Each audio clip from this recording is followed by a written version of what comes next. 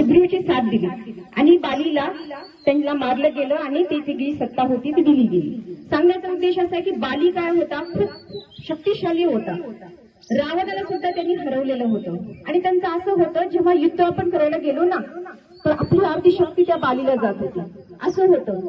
तरी सुद्धा आपल्या प्रभू श्रीरामाने कुणाची साथ दिली, सुग्रीवची। सांगण्याचा उद्देश असा आहे की सत्य हे सत्य असतं आणि सत्याचंच आपण साथ दिली पाहिजे असं आपण प्रभू श्रीरामापासून शिकतो। बऱ्याच काही गोष्टी प्रभू श्रीरामापासून शिकतो। अजून एक गोष्ट अशी आहे, न्याय करायचा असेल तर प्रभू श्रीरामासारखा न्याय करावा। एकदा काय असतं, ते असं महालात बसलेले असतात, गादीवर बसलेले असतात आणि सगळ्यांना लक्ष्मणाला विचारतात की आपल्या पूर्ण सत्य आपल्या प्रजा सुखी आहे का, प्रजेचे काही हे आहेत का, त्यांचे मत का किंवा त्यांना काही अडचण आहे का, तू विचारलं जातं। पण तिथं काय, इतकं आनंद नगरी, इतकी आनंद, सगळी प्रजा आनंदाने राहत होती, कुठलंच दुःख नव्हतं। तरी पण एकदा असंच बसतात आणि लक्ष्मणाला म्हणतात, अरे आता या राज्यसभेत तर सगळे सुखी आहेत, बाहेर पण सुखी आहे पूर्ण प्रजा, तरी पण तू एक चक्कर टाक ना बाहेर की कोणी दुःखी आहे का, कुणाला काही माझ्याकडून न्याय हवाय का। तेव्हा लक्ष्मण भर जातात मागे वा बाहेर वाकून पाहतात आणि कोणीच नसतं। अजून मध्ये येतात आणि प्रभू श्रीरामाला म्हणतात की कोणीच नाहीये। तरी अजून एकदा म्हणतो श्रीराम की म्हणतात की मला अजून चिंता वाटते, तू एक वेळेस अजून एकदा जाऊन पहा। तेव्हा जाऊन पाहतात तर काय, कुत्रा कोपऱ्यामध्ये असा नाहकत बसलेला असतो, त्याच्या डोक्यातून रक्त गळालेलं असतो।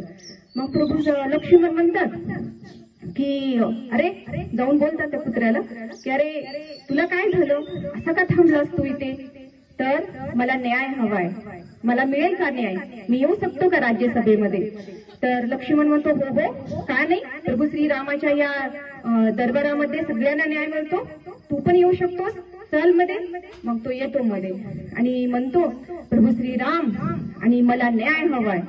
मग प्रभू श्रीराम हसतात, बघतात, त्यांच्या डोक्यातून रक्त गळालेलं असतं, अरे काय झालं, तुला कोण मारलं, का रक्त गळते।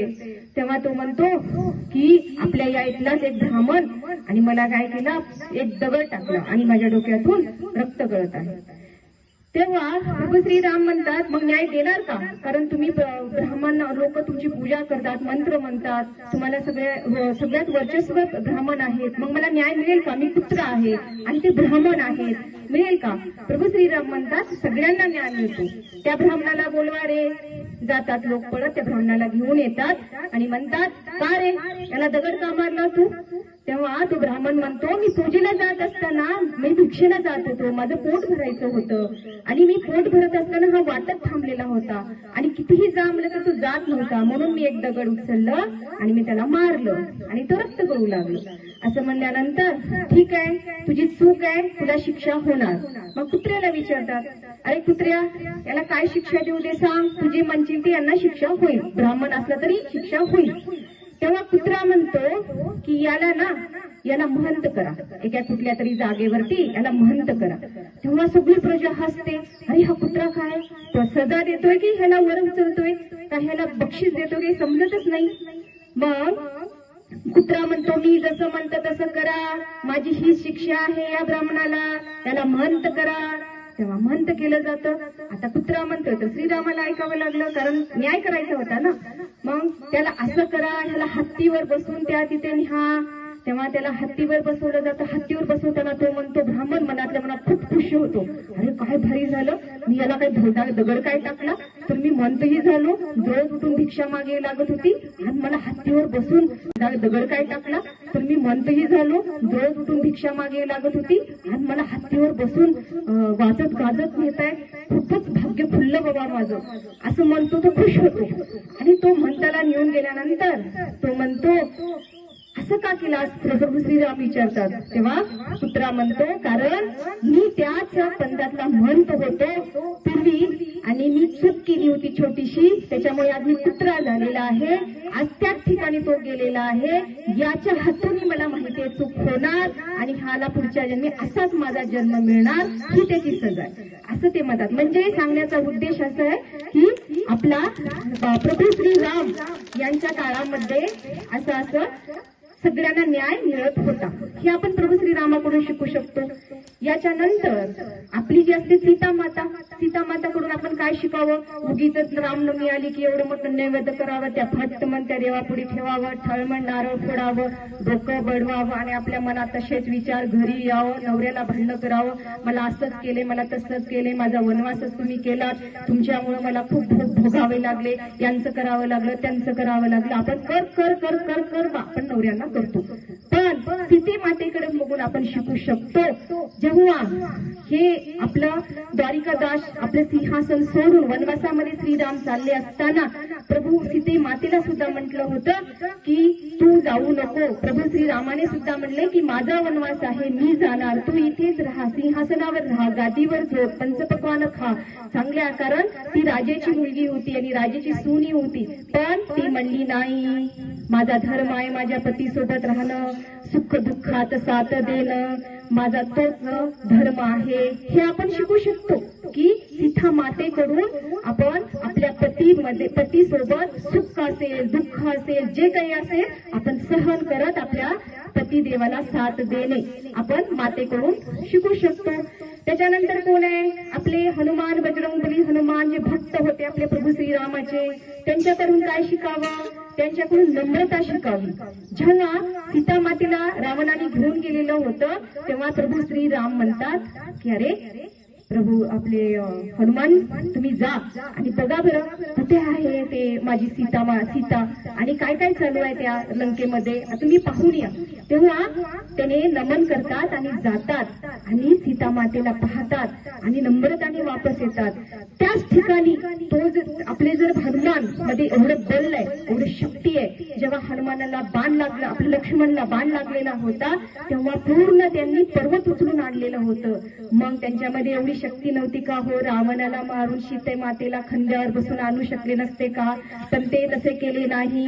प्रभू श्रीरामाचं शब्दाच्या पलीकडे ते गेले नाहीत. माझ्यामध्ये एवढी शक्ती आहे म्हणून ते अभिमान केले नाहीत. मग आपण माणूस किती अभिमान करतो, आपल्याकडे थोडासा पैसा आला, आपल्याकडे थोडी शक्ती आली, माझ्याकडे कुणीच नाही, मीच ह्या गावात ताकदवान, माझ्याकडेच पैसा आहे, सगळे उठून गेले, मी असं आहे म्हणून आपल्याकडे असा अहंकार येतो. पण आपण आपल्या हनुमानकडे पाहून आपण ते शिकू शकतो की तेवढी शक्ती, तेवढं बल असून सुद्धा नम्रता होती.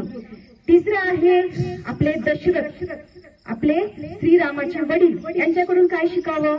यांच्याकडून हेच शिकलं पाहिजे की केस पिकले की त्यांनी चेहरा बघितला, आपला सगळ्या सुरकुट्या पडलेल्या होत्या चेहऱ्याला, वय झालेलं होतं. मग त्यांनी काय विचार केला की आता आपलं हे जे आपण सिंहासनावर बसलेलं आहोत या सिंहासन आपल्या मुलाला दिलं पाहिजे. झाड जर म्हणलं की मी हे पानं गाळणार नाही, मग नवीन पानं येणार आहेत का? त्याला काटे फुटतील, तो कातरी वाळवंट होऊन जाईल झाड. तसं आपले आई वडील किंवा वडील, बरेच असे आई वडील असतात की मुलाला सत्ता द्यायला तयारच नसतात. माझ्या नावावर शेत, माझ्या नावावर घर, मीच करणार, मरून जातात. पण ते मुलाच्या हातात कारभार देतच नाही. तर आपल्या दशरथातून हे शिकलं पाहिजे की आपली वेळ संपली की आपलं जे काही सत्ता, आपलं जे काही आहे ते मुलाला सोपवावं आणि आपण देवाशी लीन व्हावं. हे आपण त्यांच्यापासून शिकू शकतो. त्यांच्यानंतर भरत जे भाऊ होते त्यांना ती गादी सिंहासन दिलेली होती, पण त्यांनी ते सिंहासन स्वीकारलेलं नाही. मग त्यांना म्हणतात, गुरुदेव विनंती करतात, अरे वडिलाच्या खातीर वडील गेले आणि राम वनवासात गेले, तू गादीवर बस. ते म्हणले नाही. का नाही? मी जर ह्या गादीवर बसलं तर ही सृष्टी पूर्ण पाताळात जाईल. मग गुरु म्हणतात, अरे असं कसं जाईल? एवढे मोठे रावण झाला, एवढं मोठं कुंभकर्ण झाले, तर त्यांच्यामुळे त्यांनी राजसत्तेवर बसले तर ती पातळ्यात गेली नाही आणि तुम्ही देव असून बसले तर पातळ्यात जाईल का? तेव्हा ते म्हणतात की मी प्रभू श्रीरामाचा भाऊ आहे, मी देवाचा अंश आहे आणि त्या राक्षसाने जे केलं तेच जर मी केलं तर ती जमीन पातळात जाईल ना. त्याच्यासाठी मी या गादीवर बसण्याचा अधिकार माझा नाही, मी त्याच्या पात्र नाही. म्हणून श्रीरामाकडे जाऊन त्यांच्या पादुका आणून त्या गादीवर ठेवतात, पण त्याच्यासाठी ते गादीवर बसत नाहीत. असं भावाकडून शिकलं पाहिजे. आपण एवढी जमीन असली, एवढं गुंठा, एवढं अर्धा एकर, कुठल्या तरी गोष्टीसाठी भाऊ भांडण, वाद विवाद होतो. तर असं त्याग वृत्ती आपण त्याच्यापासून शिकलो असतो. अशा पद्धतीने आपण रामायण पासून शिकलं पाहिजे. कपालभाती प्राणायाम करतोय.